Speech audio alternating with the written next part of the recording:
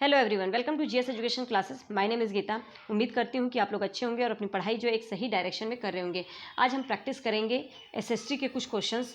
और हाँ, आप कहीं से भी प्रैक्टिस कीजिए। अगर आपका सीटेट पेपर 2 एसएसटी है तो आप प्रैक्टिस करते हैं तो सिर्फ क्वेश्चन का डायरेक्ट जो है आंसर न लर्न करें। इससे क्या होगा कि आपको बस सिर्फ वही आंसर पता चलेगा, बल्कि उस क्वेश्चन से रिलेटेड जितना भी, जब भी कोई क्वेश्चन करते हैं तो उससे रिलेटेड जितना भी एक्स्ट्रा फैक्ट्स होता है उनको जरूर देखें। इससे क्या होगा कि अगर क्वेश्चन घुमा के पूछा जाएगा तो आपका वो क्वेश्चन गलत नहीं होगा। जरूरी तो नहीं जो क्वेश्चन आपने पढ़ा वही आए, उससे रिलेटेड भी आ सकता है। तो इसलिए जरूरी है कि उससे रिलेटेड एक्स्ट्रा फैक्ट्स को पढ़ते हुए चले। कल से मैं जो है एसएसटी की मैराथन क्लास शुरू करूंगी, जिसमें मैं 400 से 500 क्वेश्चंस करवाऊंगी। 3 दिन लगातार लूंगी और 3 दिन का मिला के 400 से 500 क्वेश्चंस मेरे रहेंगे। और हाँ, कोशिश ये रहेगी कि आप ट्राई मैं करूंगी कि आप लोगों के उस क्वेश्चन से इस तरीके से कराऊं कि 45 प्लस आ सके। अदरवाइज आप लोग प्रैक्टिस कहीं से भी कीजिए, बस अच्छे से कीजिए, एक तरीके से कीजिए, ठीक है। अगर हम मेरे चैनल पर नए हैं, प्रैक्टिस करना चाहते हैं इस तरीके से, तो सब्सक्राइब कर लीजिए ताकि आने वाली वीडियो की नोटिफिकेशन आपको टाइम पर मिल सके। और लोगों को शेयर कर दीजिए ताकि और लोगों को भी जो इससे हेल्प मिल सके। तो चलिए स्टार्ट करते हैं। ये सब तो रही बातें, अब कर लेते हैं हम काम की बात, ठीक है। पहला क्वेश्चन जो है हमारा, महाजनपदों के राजाओं, जो महाजनपद के राजा थे या मतलब शासक जो हुआ करते थे, वो नियमित रूप से कर वसूलते थे। ये तो तय है कि जो महाजनपद के राजा थे वो नियमित रूप से कर लेते थे। लेकिन निम्नलिखित में से कौन कौन से उनके कर के स्रोत थे? देखिए, दो क्वेश्चन यहीं से आपके, जो महाजनपद के राजा थे वो कर कैसे लेते थे, नियमित या अनियमित? तो वो नियमित रूप से कर लेते थे। अब क्वेश्चन आपसे ये किया जा रहा है कि कौन कौन से कर के स्रोत थे। तो फसल पे बिल्कुल, वो जो भी फसल होती थी उस पर कर लेते थे महाजनपदों के जो शासक थे, ठीक है। शिल्पकारों पर भी कर लेते थे, व्यापारियों से भी कर लेते थे, तीर्थ यात्रियों पर उन्होंने कभी भी कोई कर नहीं लिया। तो ए बी सी ये जो सही है, ठीक है। तो सही विकल्प का चयन करना है। तो यहाँ पे हमारा ए बी सी कहाँ पर है? ए बी सी जो पहला ऑप्शन ही, आगे देखने की जरूरत नहीं है, पहला ऑप्शन जो है हमारा यहाँ पर करेक्ट होता है। तो मतलब कि ऑप्शन में अगर आप देखो यहाँ पर क्या है, क्वेश्चन आईडी, ठीक है, ऑप्शन 1 करेक्ट है। सॉरी। नेक्स्ट देखते हैं। तो देखते हैं, निम्नलिखित कथनों पर विचार करें, उपयुक्त विकल्प चुनें। कथन एक क्या बोल रहा है? सम्राटों को राजाओं की तुलना में जो है ज़्यादा संसाधनों की आवश्यकता होती थी। जो सम्राट होते थे, राजाओं की तुलना में उनको जो है ज़्यादा संसाधन की जरूरत पड़ती थी। बिल्कुल सही है, ठीक है, ये पॉइंट सही है। सम्राटों के पास बड़ी संख्या में कर इकट्ठा करने वाले कौन होते थे? अधिकारी। ये भी सही है। तो मतलब यहाँ पे दोनों ही कथन सही है। अब देखते हैं, ए सही दो गलत, तो ये तो हमारा गलत हो जाएगा क्योंकि दोनों सही है। ये भी गलत ऑप्शन हो जाएगा। थर्ड में बोल रहा है दोनों सही, तो बिल्कुल सही है। और इसमें भी बोल रहा है, लेकिन देखते हैं आगे क्या लिखा है। एक दो की व्याख्या है, और ये क्या बोल रहा है? एक दो की व्याख्या नहीं, नहीं, एक जो है दो की व्याख्या है। एक दो की व्याख्या कैसे कर रहा है? देखो, सम्राटों को राजाओं की तुलना में ज़्यादा संसाधनों की आवश्यकता इसलिए होती थी क्योंकि सम्राट के पास बहुत सारे अधिकारी होते थे अलग अलग विभाग के लिए।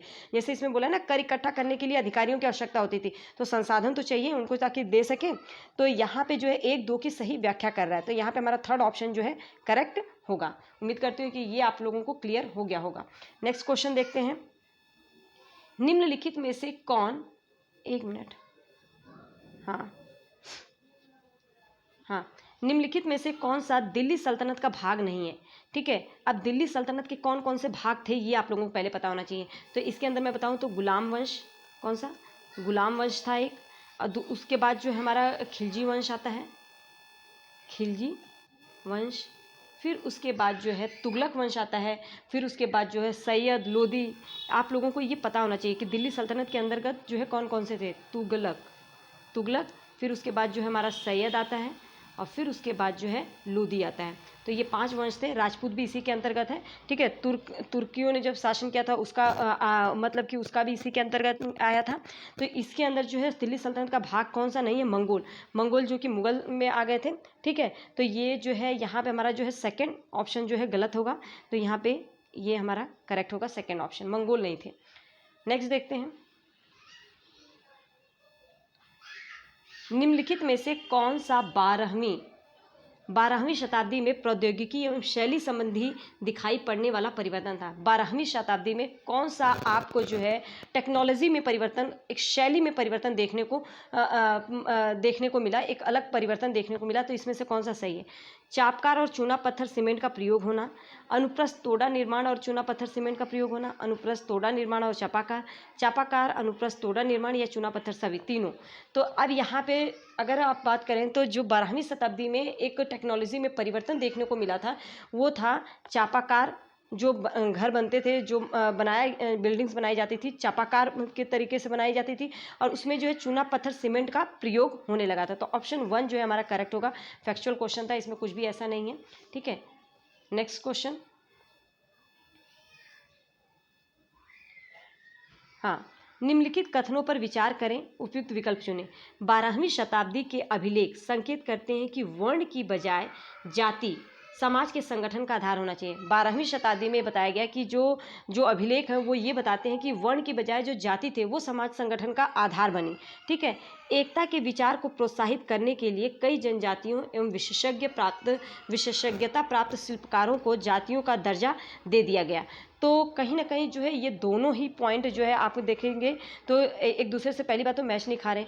12वीं शताब्दी की ये बात सही है कि 12वीं शताब्दी के जो अभिलेख हैं वो संकेत करते हैं कि वर्ण की बजाय जो जाति समाज संगठन का क्या बना, आधार बना। लेकिन कहीं ना कहीं अगर मैं बोलूँ एकता के विचार को प्रोत्साहित करने के लिए कई जनजातियां और विशेषज्ञता प्राप्त शिल्पकारों को जातियों का दर्जा दिया गया, तो ऐसा नहीं है। तो यहाँ पे केवल ये वाला पॉइंट सही है और ये जो है गलत है। तो हमारा जो है एक सही है, दूसरा गलत है। एक गलत दूसरा सही, ये तो नहीं होगा। एक दो दोनों सही, ये तो होंगे ही नहीं। तो यहाँ पे ऑप्शन जो है सेकंड हमारा करेक्ट होगा कि एक ही सही है, दूसरा जो है क्या है, गलत है। ठीक है, तो उम्मीद करती हूँ कि ये क्वेश्चन जो है आप लोगों को क्लियर हो गया होगा। नेक्स्ट क्वेश्चन देखते हैं। नीचे दिए गए कथनों पर विचार करें और उपयुक्त विकल्प चुनें।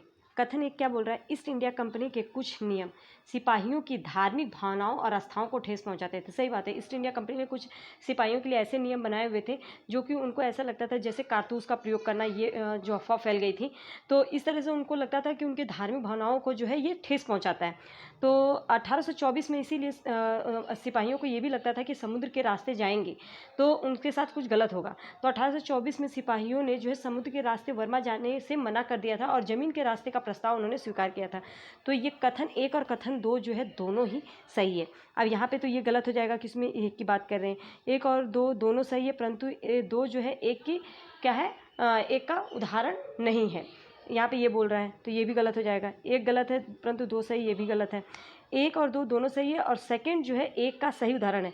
एक उनको ऐसा लगता था कि धार्मिक भावनाओं और उनके आस्थाओं को ठेस पहुंचाते हैं, तो यहाँ पे इसीलिए बोला गया है। दूसरा जो है उनके पहले वाले उसको जो है सही साबित कर रहा है। तो यहाँ पे 4th ऑप्शन जो है हमारा करेक्ट होगा, उसका सही उदाहरण वो दे रहा है। ठीक है, नेक्स्ट क्वेश्चन देखते हैं। 7th, जनजातियों का उनके प्रभाव वाले क्षेत्रों के साथ सुमेलन करना है। ठीक है, तो देखिए खोखर जनजाति, खोखर ये तो पता ही आप लोगों को पंजाब में थी। ठीक है, लहांग, बलूची स्थान कहाँ पे, जो उत्तर पश्चिम वाले क्षेत्रों में।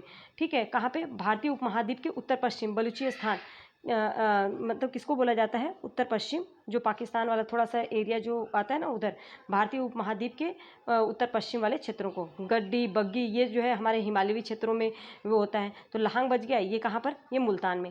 तो इसका जो है हमारा करेक्ट आंसर क्या होगा, तो इसका जो है हमारा ए का थर्ड सही है, बी का फर्स्ट सही है, सी का हमारा 4th सही है। मतलब कि पहला ही ऑप्शन हमारा यहाँ पे करेक्ट होता है, आगे देखने की ज़रूरत ही नहीं है। ठीक है, इस टाइप के क्वेश्चन बहुत आते हैं, तो ये जनजातियों वाला ज़रूर कर लेना। नेक्स्ट, ब्रिटिश शासन की आदिवासी मामलों पर भूमिका के संदर्भ में कथनों पर विचार करना है। ब्रिटिश शासन को लेकर आदिवासियों के बारे में क्या विचार थे उसको देखते हैं।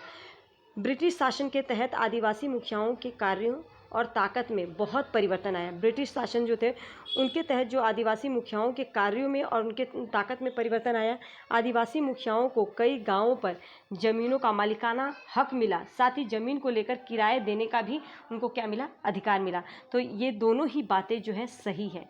तो यहाँ पे ए सही बी गलत ये तो होगा ही नहीं। यहाँ पे 3rd ऑप्शन हमारा करेक्ट है, क्योंकि दोनों ही सही बताया जा रहा है। क्योंकि ब्रिटिश के आने के बाद जो है आदिवासी जो मुखिया थे उनके अपने ताकत का अंदाज़ा हुआ और उनको जो है अपने ज़मीन पर मालिकाना हक मिला। ये दोनों ही बातें सही हैं। ठीक है, नेक्स्ट क्वेश्चन। आवाज़ को अवॉइड कीजिएगा, थोड़ी आवाज़ आ रही होगी मुझे लगता है बैकग्राउंड में, लेकिन उसको अवॉइड करके आप लोग जो मेन फोकस आपका क्वेश्चंस पे होना चाहिए। ठीक है, उम्मीद करती हूँ कि चीज़ों को समझेंगे। निम्नलिखित संस्थाओं का उनके द्वारा किए गए कार्यों के साथ मिलान करना है और सही विकल्प का चुनाव करना है। ठीक है, जैसे कि पहला क्या बोला है, ब्रह्म समाज। आप लोगों को इसके बारे में जो फैक्ट्स हैं वो पता होना चाहिए। सबसे पहले तो ब्रह्म समाज की स्थापना किसने की थी, तो याद रखिएगा राजा राम मोहन रॉय। कौन? राजा राम मोहन रॉय, ठीक है। और राजा राम मोहन रॉय ने इसकी स्थापना कब की थी, ये हुआ था 20 अगस्त को, 20 अगस्त 1828 को। तभी 1829 में सती प्रथा का जो है उसको समाप्त किया था इन्होंने, ठीक है। 1828 में जो है इन्होंने ब्रह्म समाज की स्थापना की थी और इन्होंने जो है हिंदुस्तान में जितनी भी व्याप्त बुराइयां थी उसको समाप्त करने का वो लिया था कि इसको समाप्त करना चाहिए। उन्होंने सोचा था कि ये समाप्त होना चाहिए। और इन्होंने एक चीज़ और किया था, आत्मीय समाज सेवा का, आत्मीय समाज की भी स्थापना की थी इन्होंने। ये याद रखिएगा, ये कई बार पूछा जाता है। 1814 में किसकी? आत्मीय समाज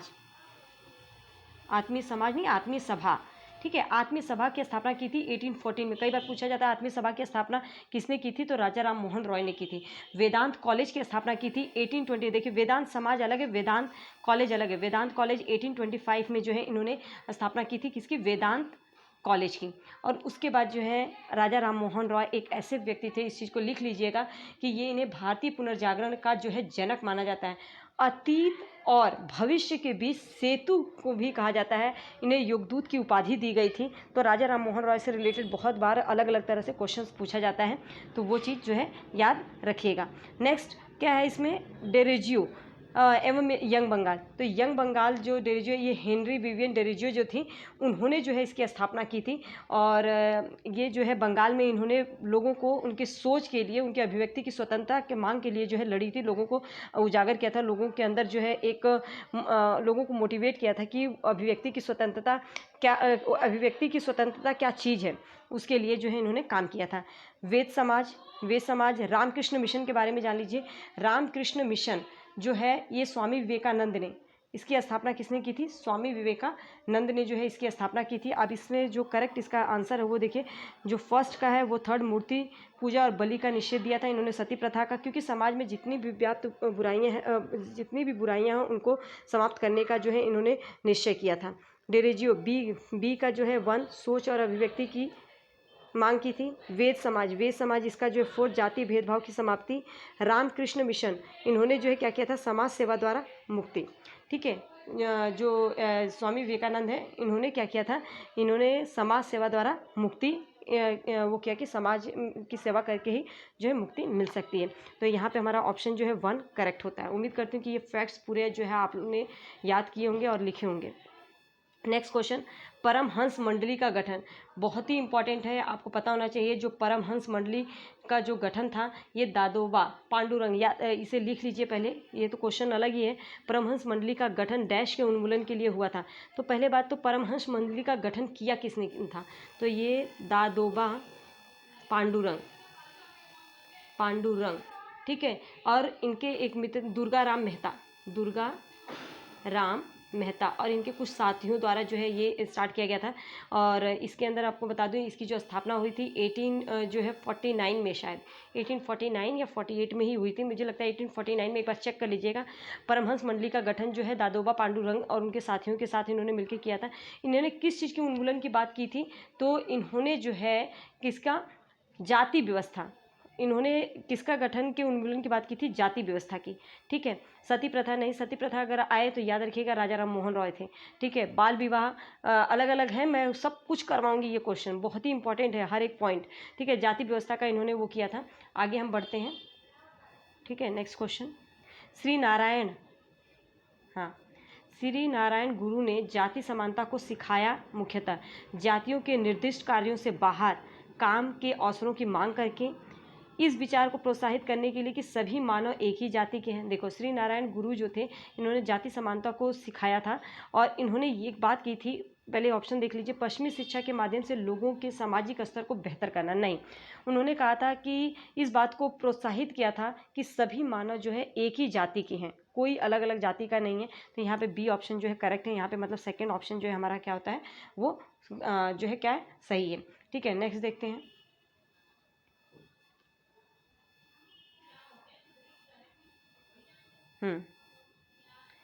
अब ये देखिए, ये भी बहुत इंपॉर्टेंट क्वेश्चन है। रॉलेट सत्याग्रह, जो रॉलेट सत्याग्रह था ये जो है 1919 में, कब? 1919 में इसको लाया गया था। और रॉलेट सत्याग्रह एक ऐसा एक्ट था जिसे काला कानून के नाम से जाना जाता है और इसे आतंकवादी अपराध अधिनियम भी कहा जाता है। ये याद रखिएगा क्योंकि कई बार पूछा गया है। आतंकवादी अपराध अधिनियम, यहाँ पे आतंकवादी अपराध अधिनियम भी बोला गया है। इसे काला कानून की संज्ञा दी जाती है, काला कानून। ठीक है, 1919 में पूर्ण स्वराज की मांग जो है उठी थी ये लाहौर अधिवेशन में। ठीक है, ये पता होना चाहिए। लाहौर अधिवेशन में इसकी जो है पूर्व स्वराज की मांग उठी थी। दांडी यात्रा तो पता ही है, गांधी जी ने। असहयोग आंदोलन 1921 में, दांडी यात्रा 1930 में और पूर्ण स्वराज जो है 1929 में। तो इसके हमारा कौन सा सही है? ए का थर्ड, बिल्कुल। यहाँ पर जो है हमारा ये सही जा रहा है, ए का थर्ड। बी का हमारा है 1929 फोर्थ। तो मतलब कि यहाँ पे हमारा फोर्थ ऑप्शन सही है क्योंकि देखिए ए में कहीं पर भी थर्ड नहीं है, तो ये ऐसे ही हमारा गलत हो गया। और ये हमारा ज़्यादा इसीलिए देखने की ज़रूरत नहीं है, ये करने का तरीका है। अगर पहला ही आप देखिए ए का थर्ड सही है तो आपको बाकी चेक करने के, अगर आगे का नहीं भी आता रहेगा तो अगर ऑप्शन में नहीं है तो आप डायरेक्ट इसको लगाइए और आगे बढ़िए। ये टाइम को आपके बचाता है। ठीक है, नेक्स्ट क्वेश्चन देखते हैं। निम्नलिखित में से कौन से कानून द्वारा ब्रिटिशों ने भारतीयों की प्रांतीय स्वायत्तता दी थी? मार्ली मिंटो सुधार 1909, या रॉलेट कानून जो था 1919, ये तो नहीं था। गवर्नमेंट ऑफ इंडिया 1935, बिल्कुल थर्ड ऑप्शन जो है सही है। प्रांतीय स्वायत्तता जो दी थी ब्रिटिशों ने, भारतीयों को प्रांतीय स्वायत्तता की बात की थी, प्रांतीय स्वायत्तता दी थी वो गवर्नमेंट ऑफ इंडिया एक्ट 1935 में। तो थर्ड ऑप्शन जो है हमारा करेक्ट है, आगे देखने की जरूरत ही नहीं है। 14th,